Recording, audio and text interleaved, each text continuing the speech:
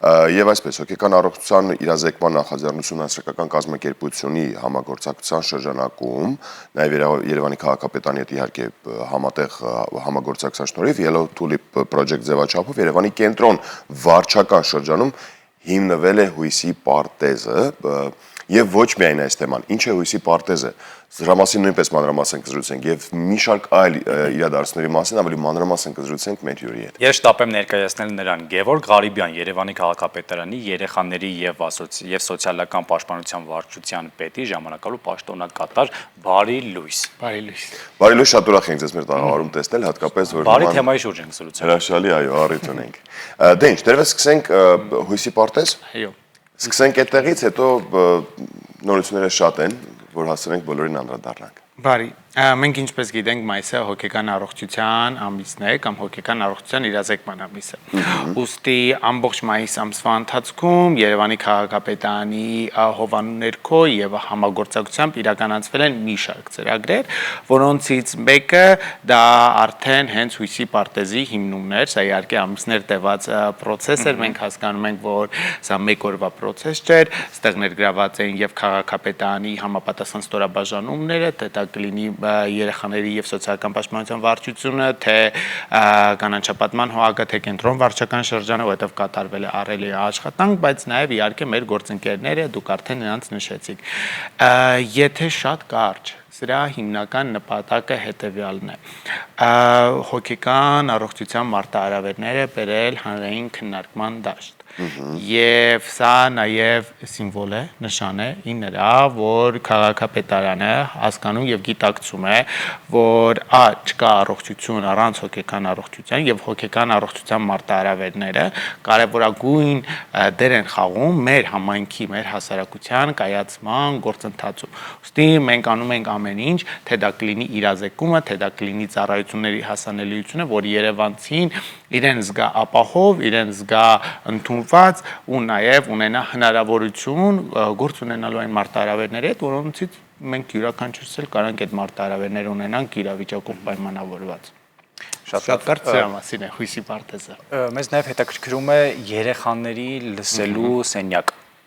Ինչ է սա, շատ բաց ենք փակագծերը, որովհետև հեռուստադիտողներին էլ վստահաբար կհետաքրքրի, թե ինչ մասին է խոսքը։ Շատ բարի, կարծում եմ նաև հաշվի առնել, որ մենք հիմա արդեն հունիս ամսում ենք, որը սկսեցինք երեխաների պաշտպանության միջազգային օրով, կարևոր է հենց այսօր նաև դրան անդրադառնալ։ Ծրագիրը քաղաքապետարանում եղել է որոշ ժամանակ, անցած տարի մենք կարողացանք 25 թվականին հասնել նրան, որ մեզ համար ձևավորվեց մեթոդաբանություն, որը հիմնված է միջազգային լավագույն նորմատիվների վրա, համապատասխանում է մեր օրենսդրական առանձնահատկություններին եւ ստանդարտներին, ամբողջովին գիտահեն է, մշակութային առումով ադապտացված է, սա շատ կարեւոր է, եւ ինքը ամբողջովին ստեղծված է մեր համար, Երևանի քաղաքի համար։ Իսկ ինչու եմ ես սա նշում, որովհետև եթե մենք նայում ենք հետսովետական երկրների փորձը, սովորաբար այլ միջազգային կառույցներ են, ովքեր որ ունեն իրենց մեթոդաբանությունները, որոնք շատ լավն են, իհարկե,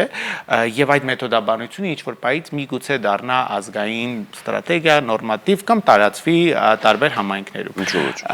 Մենք դա հասկանում ենք ու հասկանում ենք, որ դա շատ կարեւոր է, բայց միևնույն ժամանակ հասկանում ենք կարեւորությունը ունենալ մի մեթոդաբանություն, մի նորմատիվ, որը որ հաշվի առնում Երևան համայնքի բոլոր առանձնահատկությունները։ Ոստի անցած տարի մենք ունեցանք այդ մեթոդաբանությունը, ստեղծվեց դա, սրանով Երևանը դարձավ երկրորդը հետսովետական հանրապետությունների ցանկում, առաջինը Էստոնիան էր եւ առաջինը տարածաշրջանում, որ ունի երեխայի պաշտպանության իր նորմատիվը ստեղծած, իր համար։ Հիմա այդ նորմատիվների հիման վրա մենք արդեն 8 վարչական շրջաններում, 12-ից 8 վարչական շրջաններում, որը մեկնարկը 2025 թվականից է սկսել։ Այո, մի քիչ շուտ էր սկսվել, բայց ցավոք չենք ունեցել հաղթող կազմակերպություն, 25-ին ունեցանք հաղթող կազմակերպություն, որը որ այն ստանդարտները, որ մեզ պետք էր, դրանով տրվեցին մեթոդաբանությունը։ Հիմա մենք արդեն երկրորդ փուլում ենք, այս փուլում մենք փորձում ենք կատարել սենյակների վերանորոգումները, որտեղ այդտեղ շատ խիստ նորմատիվներ եւ ստանդարտներ կան։ Ինչի մասին է սա, եթե շատ հակիրճ, որովհետեւ չեմ ուզում շատ տեխնիկական էլ լինի, այլ մեր քաղաքացիների համար հասանելի ու հասկանալի լինի, ասեք յուրաքանչյուր երեխայի, հա, լավագույն շահը սա առաջնահերթություն է։ Ու այս լավագույն շահի կարևորագույն կոմպոնենտներից մեկը դա երեխայի լսված լինելն է եւ անմիջական մասնակից դառնալն է բոլոր այն գործընթացներին, որոնք որ իրեն են վերաբերվում։ Հիմա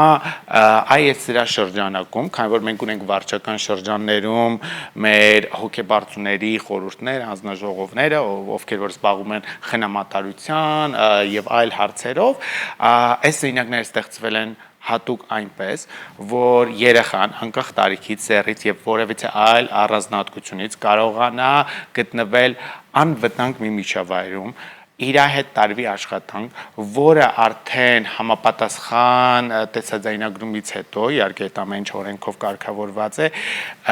հնարավորություն կտա մարմիններին, հա, սոցիալական պաշտպանության, երեխաների պաշտպանության մարմիններին կատարել իրենց աշխատանքը, միևնույն ժամանակ երեխային անընդհատ չքաշելով, հետ չբերելով process-ի մեջ, անընդհատ նույն հարցերը 10 անգամ չտալով։ Ավելի կարճ, սա նրա մասին է, որ մեր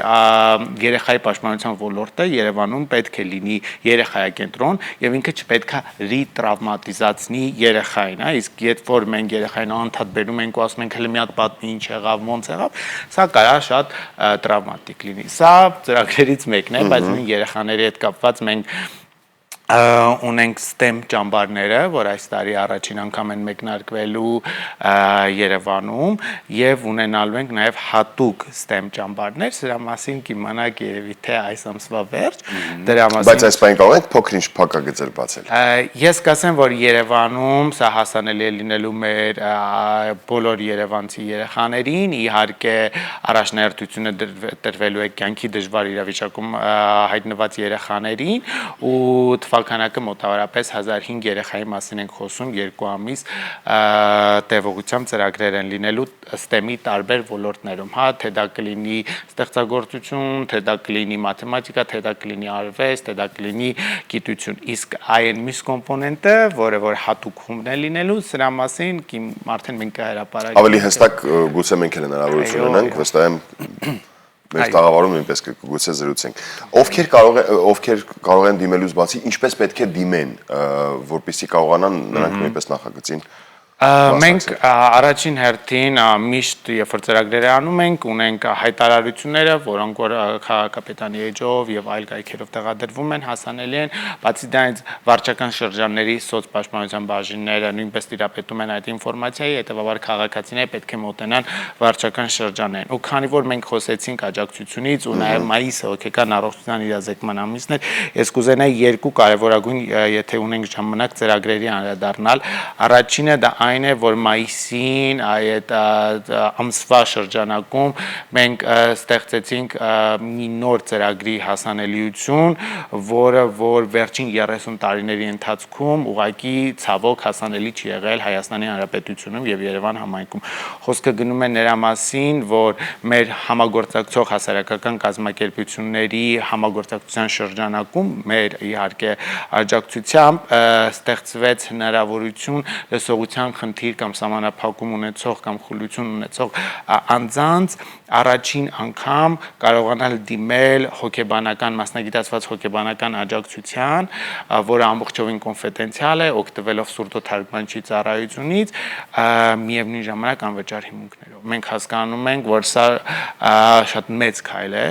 բարձրացնելու ներառականությունը եւ հասանելիությունը ծառայություններին, եւ սա եւս մեկ ծառայություն է Երևան համայնքի համար, որը որ հնարավորություն է տալիս մեր քաղաքացիներին ստանալ այն խնամքը, որի կարիքը իրենք ունեն եւ որին որ նրանք արժանի են։ Սրա հետ մեկտեղ Նաև սկսեցինք աշխատանքներ տանել մյուս այլ գործընկերոջ հետ, խոսքը սորսի մասին է, որի միջոցով արդեն այսօրվանից մեր անչափահաս քաղաքացիները, ովքեր որ ունեն հաշմանդամություն եւ ովքեր որ անցել են ֆունկցիոնալության գնահատում եւ ըստ ֆունկցիոնալության գնահատման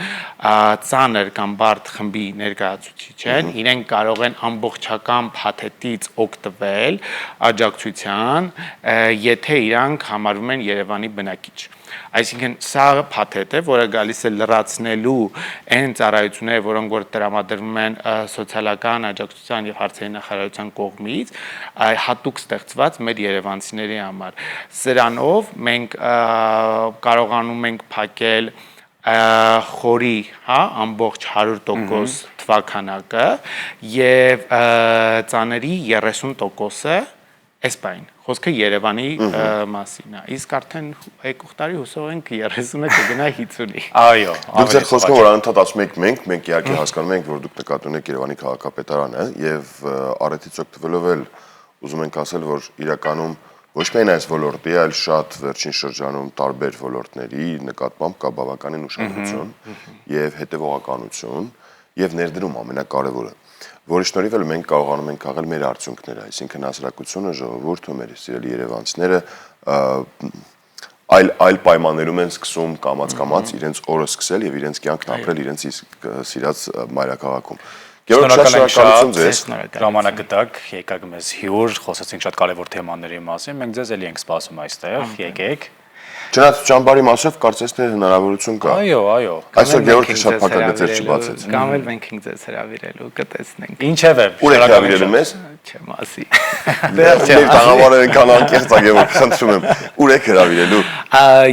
Այն Երևանին է անպայման կհրավիրենք, այն մյուսը տեսնենք ոնց կստացվի։ Մենք երկու Երևան ունենք, այն Երևանին է, մյուս Երևանին չէ։ Մեկը Երևանում է լինելու։ Մյուսը Երևանից չի լինելու Հասկացա։ եւ Հանրապետությունում էլ չի լինելու։ Հանրապետությունում էլ չի լինելու։ Օ, Բայց Երևանի շրջանակներում ենք հանդիպելու։ Թեման Իհարկե, Երևանն է։ որովհետեւ մենք ամեն ինչ անում ենք մեր երևանցիների համար, որովհետեւ ինչպես դուք նշեցիք, ինձ համար շատ պարտալի է լսել, որ մեր քաղաքացիները, հա, այդ զգում են այդ փոփոխությունը, որովհետեւ սա մի բան է, որի մասին շարունակաբար խոսում է քաղաքապետը, որ Երևանը պետք է լինի հարմար բոլորի համար, անկախ ամեն ինչից։ Ու մեր նպատակը ու մասնավորապես եւ որ ասում եմ մեր, ես նկատի ունեմ եւ այո քաղաքապետանը եւ իմ թիմը եւ մեր գործընկերներին, մեր նպատակն է ստեղծել ներառական բազմազան միջավայր, հա, հասարակություն, որտեղ որ յուրաքանչյուրը իրեն զգում է ապահով, ընդունված եւ ունի ուղղակի հասանելիություն այն ծառայությունների, որի կարիք ինքը ունի։ Այդքանը։ Շնորհակալ ենք շատ։ Շնորհակալություն։ Ձեզ լավ օրվա շարունակություն ենք մաղթում, իսկ մենք սիրելի հեռուստադիտողներ շարժվենք առաջ։